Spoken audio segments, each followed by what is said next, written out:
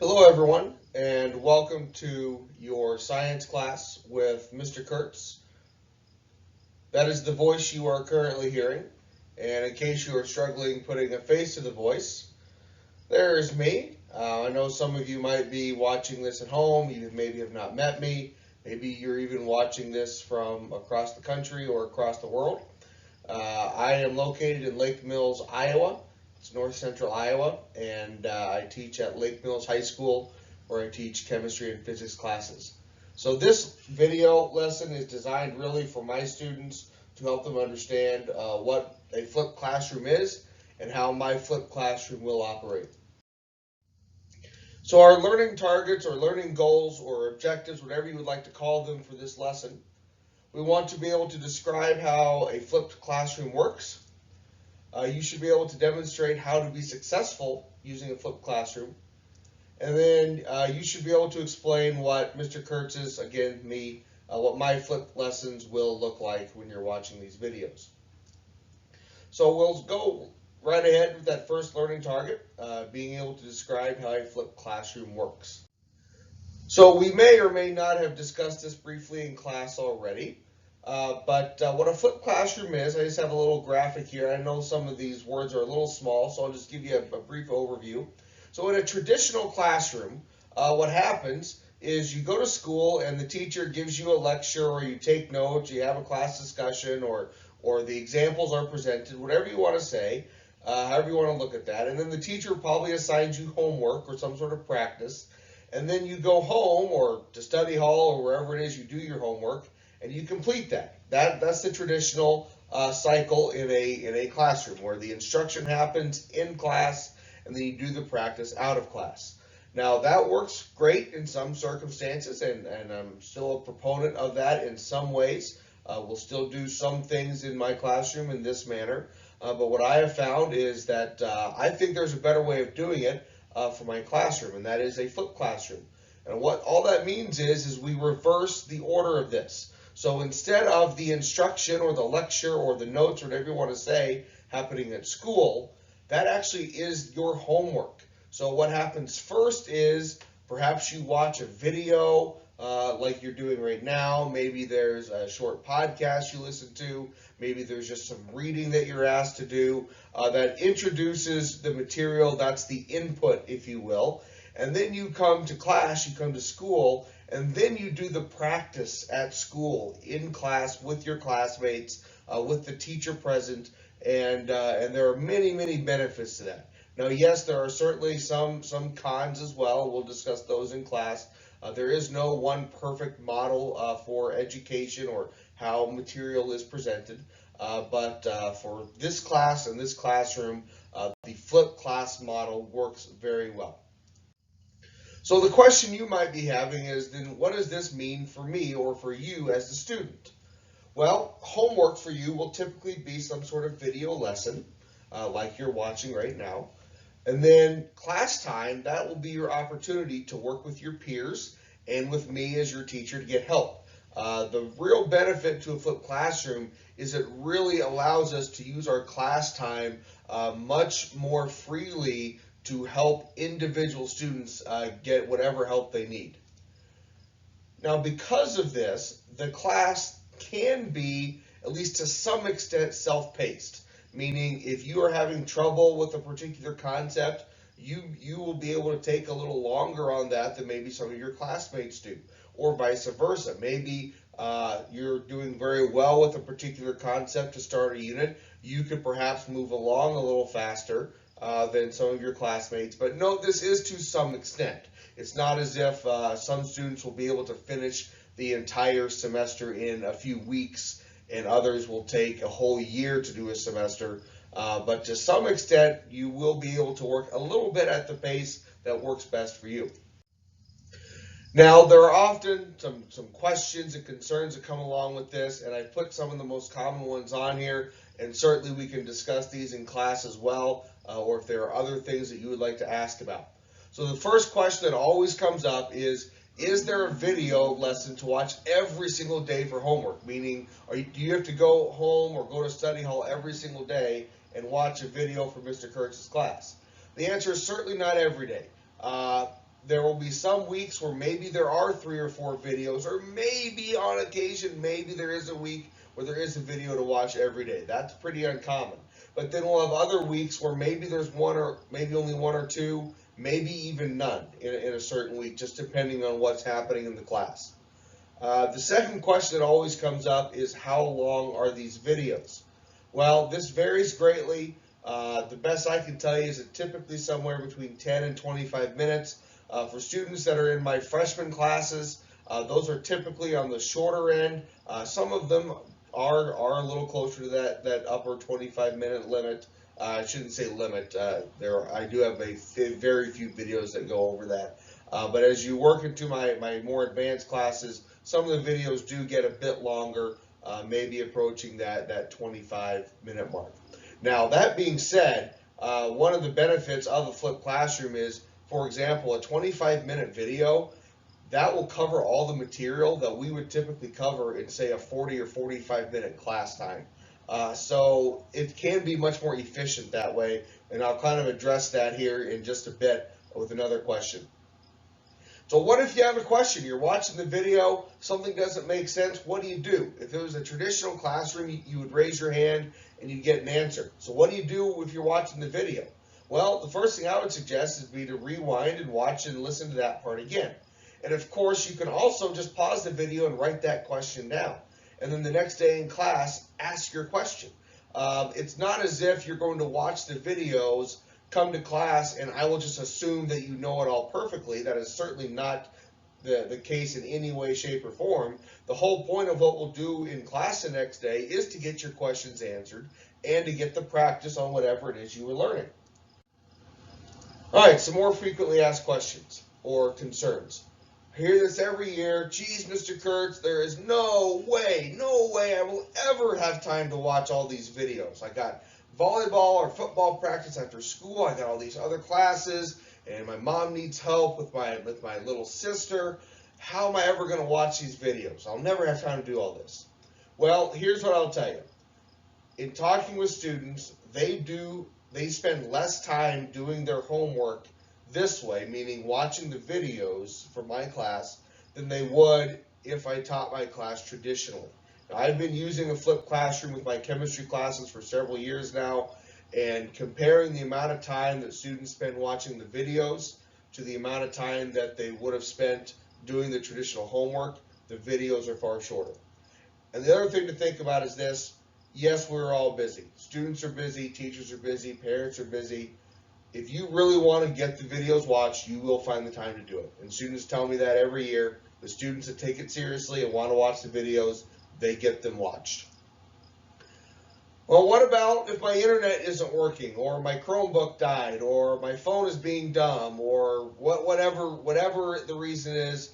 Yes, this stuff does happen on occasion. But we live in a day and age now when our technology is pretty darn reliable. Yes, it will happen from time to time. Is it the absolute worst thing in the world if you come to class and you haven't watched the video for that day? No, it's not. Now, we don't want to make a habit of it, and we'll see here in just a bit, what would happen if we do make a habit of that. That's actually the next question. What if I don't watch the videos? Well, the easiest answer is you will fall behind in the class. And students that struggle in my classroom, when I use the flipped classroom, almost across the board, they're the students that consistently are not watching the videos as they're assigned. I think sometimes students hear that whole idea of being self-paced, and they think they can just take a couple weeks off from watching any of them and then just watch them all and get caught up. It doesn't work that way. Because in that time, we're moving on, and we're moving on to more difficult concepts. And if you have to go back and try to learn all the stuff that you hadn't already, it will be quite difficult for you. So what are we going to do during class time then? If you're getting all of your instruction from watching these videos, what are we going to do during those 45 minutes of class? And the easiest answer for that is practice, practice, practice. This is when we will do what would traditionally be the homework or the worksheets or the problems, whatever you want to say there. This will be your chance to practice, to work with classmates, to get help from me and your classmates. This is by far the biggest benefit of the flipped classroom, is being able to do that in class. All right, so looking at our learning targets here, we have described how a flipped classroom works, and now we're going to demonstrate how we can be successful using a flipped classroom. So how to do your best with these videos. First of all, you have to take it seriously. Kind of a funny picture to demonstrate what not to do with this is, so don't be playing the video on your Chromebook and then just taking a little nap and saying, yep, I got it watched, Mr. Kurtz, I played it all the way through. Obviously not taking it seriously. So what we mean by that, take notes. My videos are much like you see here, most of them are like you see here, a recorded PowerPoint presentation. Take the notes like you would in class.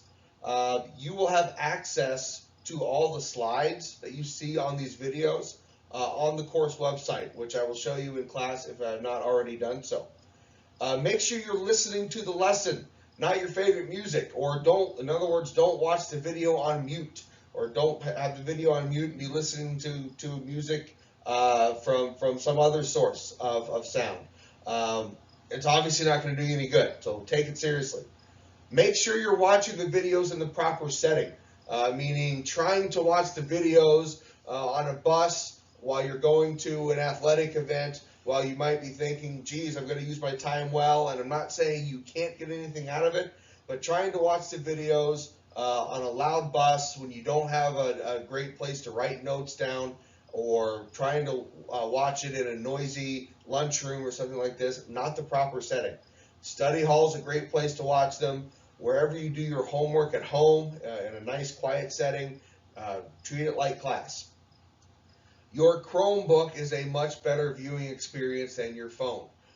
You can go full screen on your Chromebook, and it's much easier to take the notes, to see the examples, to see the text on there. Trying to watch it on your phone is not a very good experience with trying to learn this stuff. So I would definitely shy away from the phone.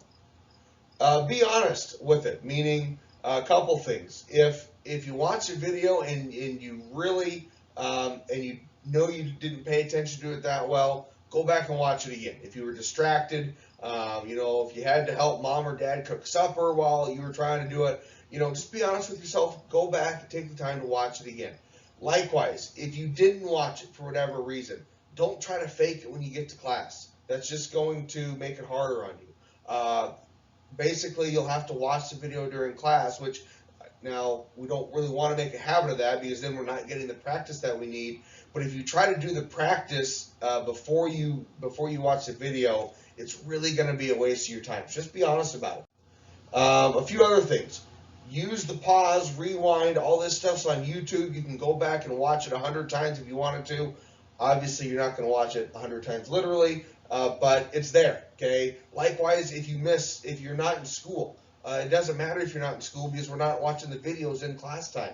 You can watch them whenever you can. Ask questions in class. When you're watching the videos, whatever questions you have, write them down. Pause the video, write them down. You can send me an email about it if you have a question, and I'll get back to you when I see that. Now, that being said, there's a good chance a lot of the times it'll be, hey, thanks for the question. It'll be better explained when I see you in class tomorrow or later that day, whenever I'm going to see you. So write those questions down, get them to me. And then watch the videos the day they are assigned. So if you have a video that you need to watch for class on Thursday, get it watched before Thursday's class. The students that do the best with this do that consistently over and over and over again. All right, so we have demonstrated how to be successful using a flipped classroom, making sure we're watching the videos appropriately. And then finally, we want to explain what my lessons, Mr. Kurtz's lessons, will look like. Well, this entire video is really the basic format of what you're going to see my lessons. So we'll always start with a learning target or target. So in this particular video, we had 3 learning targets. Now note, you might have noticed this on the previous slides and at the top of this one, I will always put the learning target on each slide whatever the learning target is we're working on. So notice up here at the top, we can see I can explain what Mr. Kurtz's flipped lessons will look like. That's the learning target we're working on in this slide. If you were to go back and rewind the video, look at all the other slides, you would see the learning targets there. use that for navigation. So if you're trying to go through a video and find a specific part, there's one particular learning target that you need more help on, just go through the video, find those. It's a great way to navigate through the lessons. So once we present the learning targets, I'll give you examples of whatever we're trying to learn, just like I've done here. There's some discussion, there are notes.